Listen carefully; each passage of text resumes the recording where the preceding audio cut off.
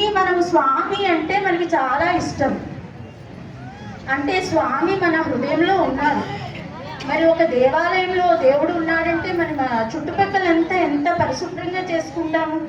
అదేవిధంగా మన హృదయంలో దేవుడు ఉన్నాడు, మన స్వామి ఉన్నారు అంటే మన హృదయము, మన మనస్సు ఎంత పవిత్రంగా ఉండాలి. అంటే ఏంటి? మనలోని దుర్గుణాలన్నీ కూడా పోగొట్టుకోవాలండి. అంటే దుర్గుణాలంటే మనకి అరిషడ్ వర్గాలు, కామ, క్రోధ, లోభ, మోహ, మదమాశ్చర్యాలన్నింటినీ కూడా పోగొట్టుకొని మనం స్వామి చెప్పిన విలువలు అంటే సత్యం, ధర్మం, శాంతి, ప్రేమ, అహింసలని మనము పాటిస్తేనే స్వామి మన హృదయంలో తిష్ట వేస్తారు.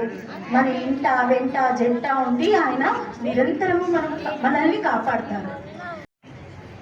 ఎవరికి వాళ్ళు అనుకొని వాళ్ళ పిల్లలందరినీ కూడా శ్రద్ధగా బాల వికాస్కి పంపిస్తే స్వామి చెప్పినవన్నీ కూడా మనం జీవితంలో చాలా ఇష్టము.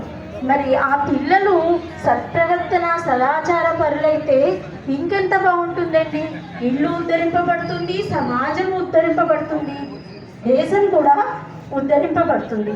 కాబట్టి అటువంటి భావి భారత పౌరులుగా కావాలి అంటే కంపల్సరీ బాల వికాస్కి పంపించాలి. ప్రతి